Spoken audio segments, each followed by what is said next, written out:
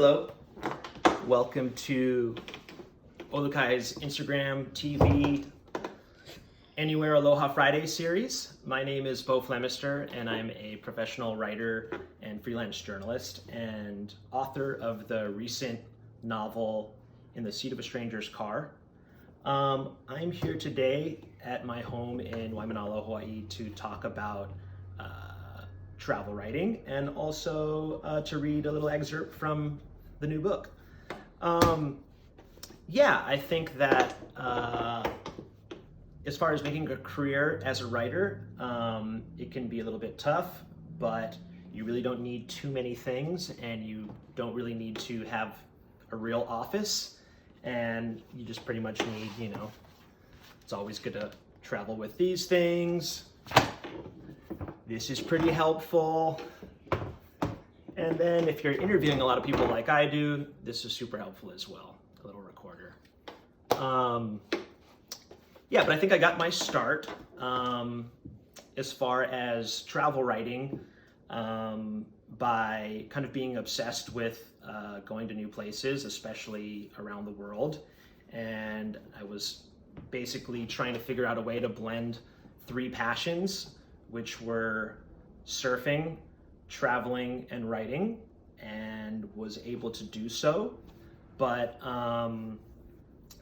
so I think some advice for travel writing or making a living or even getting into it is not waiting for an assignment, but just having the passion to go somewhere and see its people and culture and really be immersed in it.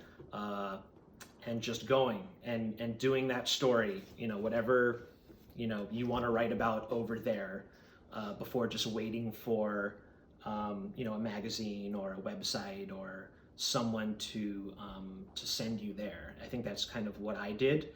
I think traveling mostly was surfing related to me in my early 20s, and then while you're there, you can kind of see that there's a lot more to the world than just surfing, which kind of opened up a lot more stories for me. And I think I started smaller and looked for different publications around Oahu and kind of hit them up. You can, do that really with many magazines by looking in, the masthead, places like this, and finding editors' emails. You can probably find that online as well, and pitching them stories or pitching them, hey, there's this awesome tribe in Mongolia that herds reindeers to this day, and so that was something that was a story I did for Outside Magazine. But even that one wasn't really me being, hey, can I have $5,000 to to go to Mongolia and find these people and interview them and have a take a look at their culture. And it was more, hey, I'm gonna do this, and if you like the story, not. And I think a lot of magazines like that. But you can also get to a place where you're actually given assignments after you kind of make a name for yourself. But before that happened, having a job that you can leave while you're becoming a writer is very helpful. And so for a lot of my 20s, I was valet parking or was a valet parking attendant around Oahu while I was starting to write stories. And but that was a great job because my boss would let me save up for a year and then leave for a few months. And if you don't have a wife and a kid or kids or too many obligations, that's an option. Maybe waiting tables, things like that. So I was able to go around the world a couple times that way, and then was doing columns for different magazines that I would submit to. And some other advice for that would be kind of knowing your audience or publication. If you were pitching a story to a certain magazine, it's good to know what kind of stories they normally run. That's very important. And also being able to, get rejected or have, feedback like, hey, appreciate the pitch, or I like this story, but it's not right for our magazine, and kind of learning from that. So as far as getting inspiration to write, just traveling itself is continually inspirational. Just looking out the window on some of those really long bus rides or train rides, just walking through some village, and seeing their way of life, and the smells and the sounds and the tastes are all very good fire starters for a good story. Of course, these days that's a little bit more difficult, and there's been a bit of a pause on that. But at home, I normally, find a lot of my inspiration just going out and surfing and being in the ocean. Now, when it comes to writing a book or a novel, they say write what you know. And as I said a little bit earlier, while I was getting my start in travel writing and writing for different magazines, I was valet parking and was kind of immersed in that world, both in hotels and restaurants and wherever you find valet parkers.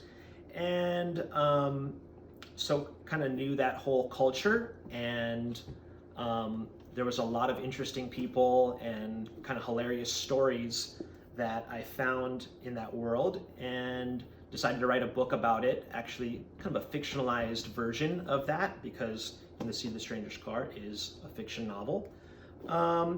And got a local publisher, NMG Network, to publish the book, and they did a great job, as Noah Emberson did the illustrations and typeset everything, and it's a beautiful book. And In the Seat of a Stranger's Car is a book about a group of valet parkers in Waikiki that come across an abandoned vehicle with a young boy in the trunk who's still alive. And no spoiler there. And I'm gonna read a little, opening chapter from it. Let's jump right in.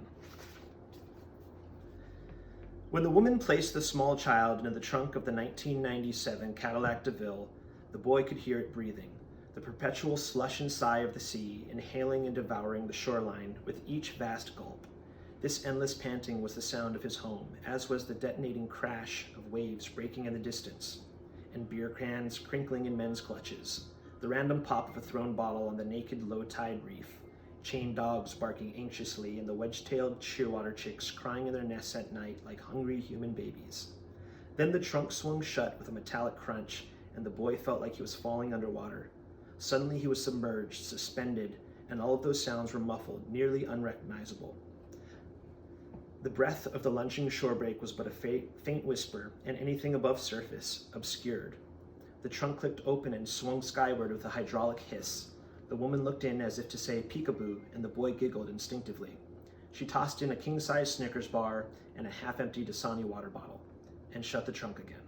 What a strange game they are playing, the boy thought, and before the first ghosts of fear surrounded him, he waited for the trunk to pop open again. Moments passed, and the boy held his breath as one would below the surface.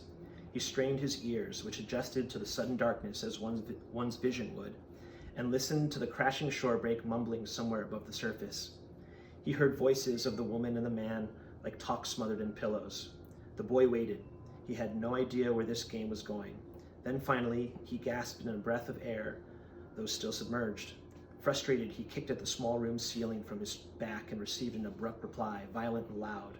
3 hollow slaps to the top of the trunk door, like gunshots punctuated by the piercing treble of a ringed finger. The gunshots frightened the boy stiff, so again, instinctively, he held his breath. He squinted in the darkness, now unsure whether they'd forgotten him in there or not. It hadn't been but a few minutes since the woman dropped him in, and he wondered if her memory could be so poor. He began to holler in the pitch, but it felt like yelling underwater.